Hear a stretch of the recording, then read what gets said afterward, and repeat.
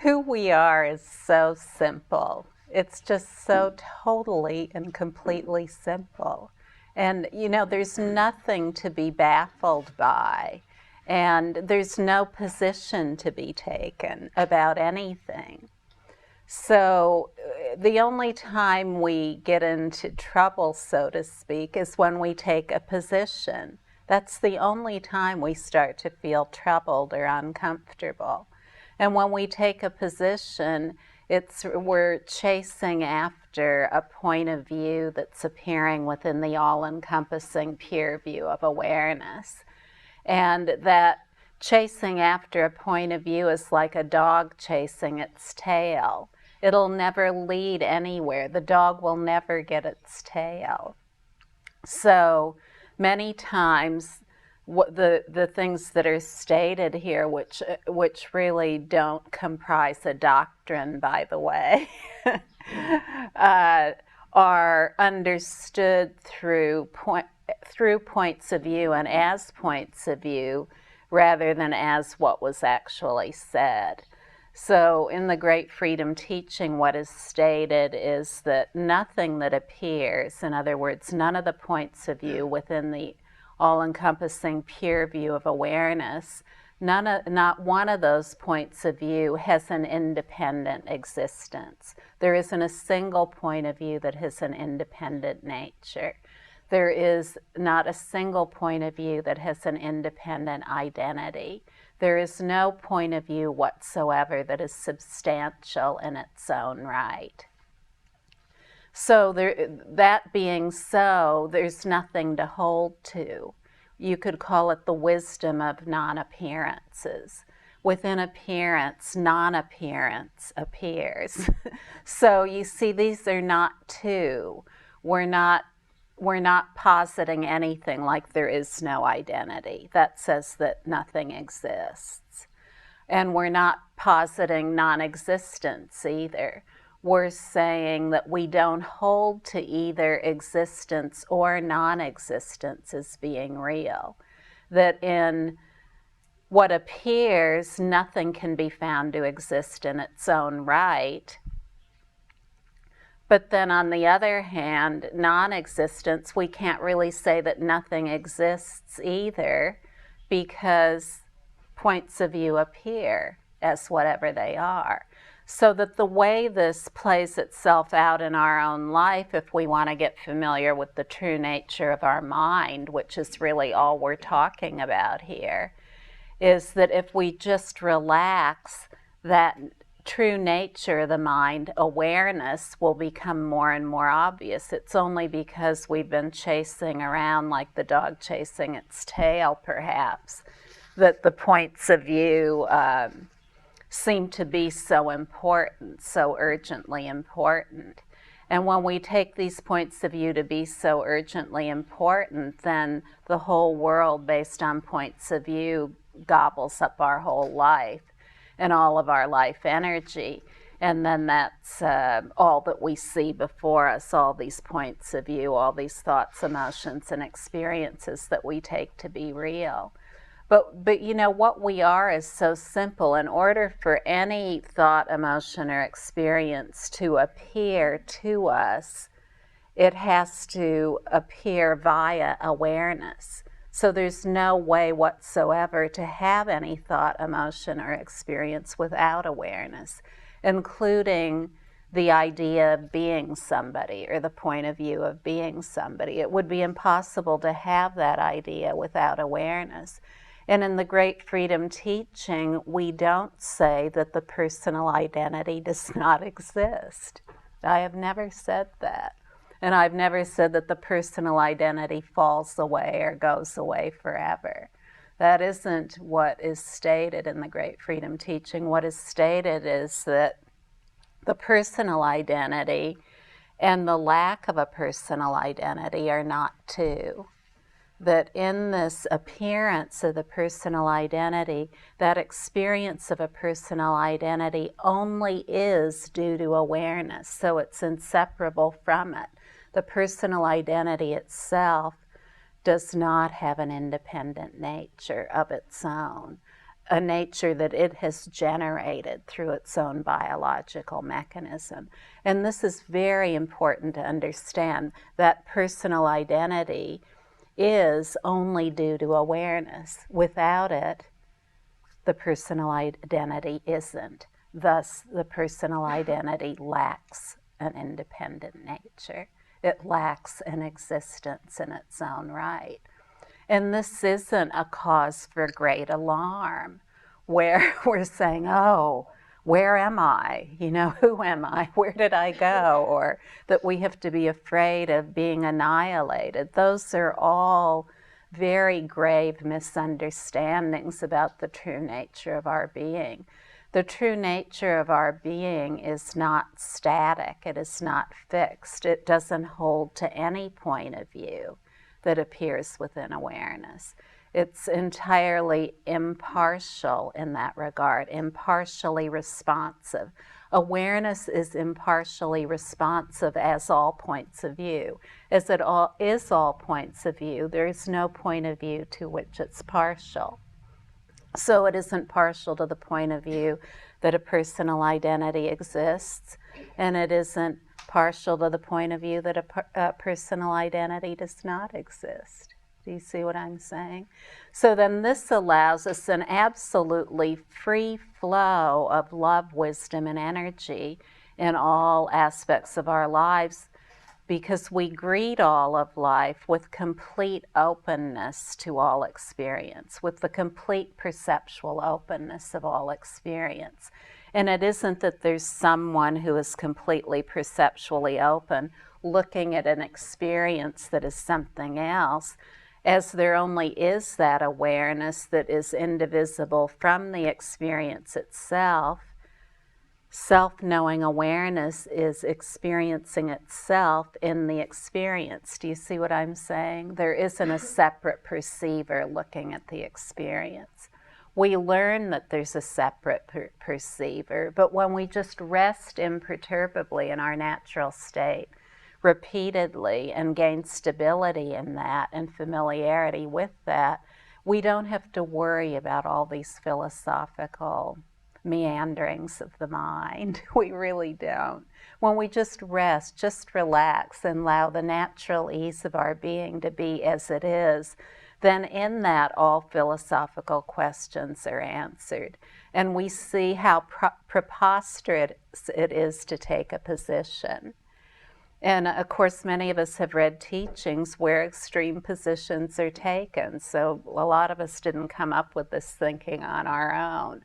We came up with it because we heard it from other people or we read about it in books. But indeed, the true nature of being never takes up a position anywhere. There's essentially no position to be taken up. Whatever appears, it's going to go. And there's no way to hold on to it. So why bother to try? Whether it's a great thought or a terrible thought, it's going to go the same route. It comes from basic space. While it's appearing, it's basic space, and when it ceases, it's the basic space of awareness. So why bother about either the good or the bad? When we stop toying with all the points of view that are appearing within our awareness, within the pure view of our awareness, when we stop toying with them as though they are something, then what comes about is a naturally discovered and already present wisdom that we can't possibly tap into as long as we take points of view to have an independent nature. No matter what point of view appears, it matters not. It doesn't have an independent nature. And some of these are very ingrained in us. Some of our beliefs and assumptions, which are just points of view, are very ingrained in us. So, you know, for example, even the highest teaching, no matter what it is, it has no independent nature. It has no independent identity. And to take it as though it does is to kind of step away from what's real. All teachings, no matter what they are pointers ostensibly to our true identity. So if we want to know what our true identity is, it's important to know about and take advantage of teachings that can point directly to that in a very practical way. As it already is, there's nothing to effort for, nothing to accomplish. As all points of view have no independent nature, all points of view lead nowhere. They lead absolutely nowhere. So to think, that our thinking is leading somewhere, and our emotions and our actions, that's kind of headed off in the wrong direction if what we want to know is our true nature.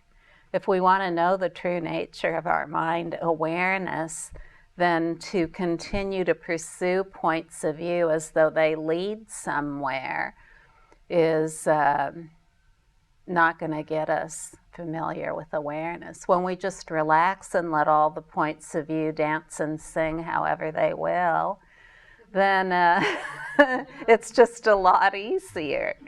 It's a lot easier. It's just so much easier. The question about the meditation retreat and following the breath in the meditation retreat, well, the ultimate meditation is to rest imperturbably. And the ultimate meditation that's talked about in the particular tradition you're in is to rest imperturbably. So with many teachings, like for example with the Buddha's teachings, there are 84,000 different teachings. So with so many teachings, we wonder, well, how did this come about? How did the Buddha come up with 84,000 teachings? He must have been a very busy man. I can barely get my laundry done and my food cooked every day. Here's somebody coming up with 84,000 teachings. Well, the Buddha, he lived for a long time as an awakened being. In other words, he knew the true nature of his being for 50 years of his life. And one of the most important instructions the Buddha ever gave was the following. He said to everyone, do not write down anything that I say. Why did he say that? Because he was a very wise man.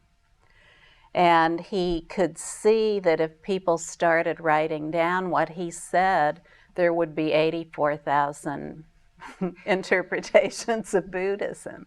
He was an emanation of compassion, like we all are, an emanation of wisdom and compassion. And this is what the Buddha taught, that everyone is an emanation of wisdom and compassion, that this is our true nature. So the Buddha, because he lived so long, 50 years, and met thousands and thousands of people, way more than 84,000 people, when he would talk to a person, he would just give them whatever they needed, whatever would support them directly. That's what the Buddha did as an emanation of compassion. He didn't try to get every person to do it according to the way he saw it. He saw that some people had a disposition that would be responsive to one way of teaching, and another person would have a disposition that would be responsive to another way of teaching. And so this is very interesting, but his overall foremost instruction was don't write down anything that I say. And the other thing was to rely on your own experience. He said, what I have to say is philosophical, but you can test it in your own experience, and that is the only way you can know about it, if you test it in your own experience. So he was doing just what he had done. He had relied on his own experience to get in touch with and gain familiarity with his own nature. And so he suggested that other people do the same thing, knowing that that's really the only way to realize one's true nature. Now, among all of these 84,000 approaches within Buddhism, there's only one where there is the teaching of resting imperturbably, even though this was the Buddha's primary teaching, to rest in equanimity, to rest imperturbably, to rest as awareness. This was the Buddha's primary teaching, and it was the teaching that he gave himself when he sat under the Bodhi tree, when all else had failed him, all these different teachings that he had been participating in, 3 different teachers he had participated with, when these failed him completely and he was almost dead from having undergone physical austerities, he said, no, none of this is the way. And I'm going to sit down under this tree until I realize. All of his disciples left him and said, so long. You're not going to teach us what we want to hear from you, so we're going to leave now. Then he just sat under the Bodhi tree, dejected, abandoned, and he had a lot of other feelings too, I'm sure, because he had given up everything. He had abandoned his wife and child. He had abandoned his kingdom and his father, the king, and his mother, the queen, where he was supposed to stick around and become the king. And so he was sitting there with a lot of feelings, just like any human being would have. And then he had gone out to look for an end to suffering. And he still hadn't found it. So he probably had a lot of feelings like, wow, did I do the right thing? Was this the thing to do? Can I really find the cessation of suffering? I've been looking around and I can't find it anywhere. I know that it exists, but I still haven't found it. So he sat down under the Bodhi tree, and what is described about the Buddha there is described in language that was used at that time. So what the Buddha's language and the language that he used at the time, he talked about maras in the Great Freedom and he talked about phenomena. Well, in the Great Freedom teaching, both what are called maras and phenomena by the Buddha are called points of view. So we could say the Buddha just sat there with all his points of view, no matter what they were. All of his thoughts, all of his emotions, all of the experiences from his life. And he rested in equanimity. He rested as equanimity while all of these appeared. He wasn't seduced by any of them. He didn't want to be the dog chasing its tail anymore. He just relaxed and he let all of the points of view be as they are. No matter what they are, no matter what appeared, he just let it all be as it is. And if any of you have ever read the story, you know that he had many points of view that came up, and who knows how long it lasted. Different historians say different lengths of time. But as he sat there, everything visited him, all of his lust, all of the points of view that he had been neutralizing through all of these other practices, they came up and greeted him.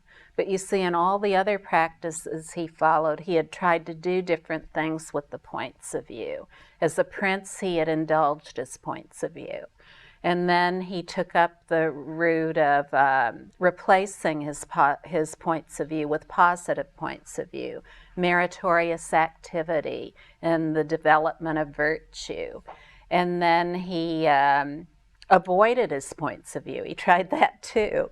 He became celibate and lived in solitude and practiced austerity. So he tried all these different things on his points of view. But lastly, he sat under the Bodhi tree.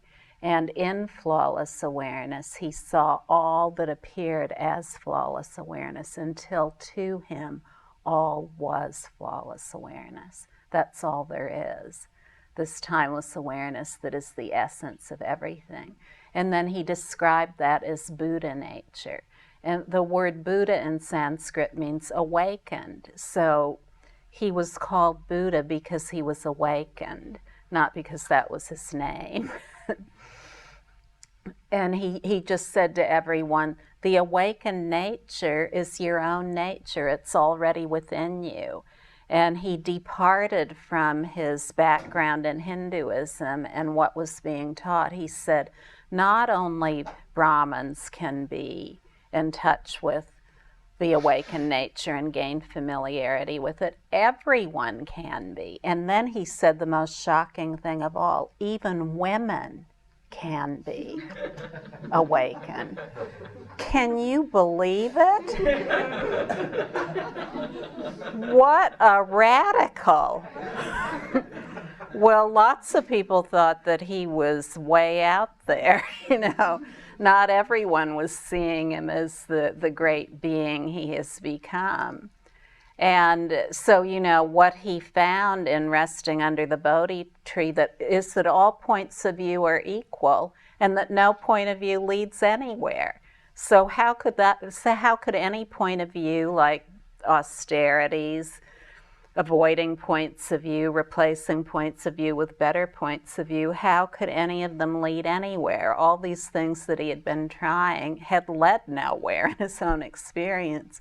And it was only when he rested in the equanimity of his own being, his awakened nature, that he began to see that everything that appeared was equal. And he didn't just have lovely things appear. In fact, the story of the Buddha sitting under the Bodhi tree is about all the negative states that appeared. He was overpowered with all kinds of negative states. And in a lot of what's written, it's portrayed as demons. So it sounds like there were demons, actual demons that appeared. Mara was appearing in all these illusory forms, and he just sat there. But a way we can talk about it in contemporary language that everyone can understand is just to say that all of these points of view appeared within the all-encompassing pure view of the Buddha's awareness. And as he rested imperturbably, then more and more of those were resolved. He wasn't chasing after them anymore, like the dog chasing after its tail. And he wasn't renouncing them either. He was just resting as the entirety of the basic space of each of those points of view. He didn't need to do anything about them, not either indulge them or renounce them. He didn't need to discriminate about any point of view that appeared in any way at all.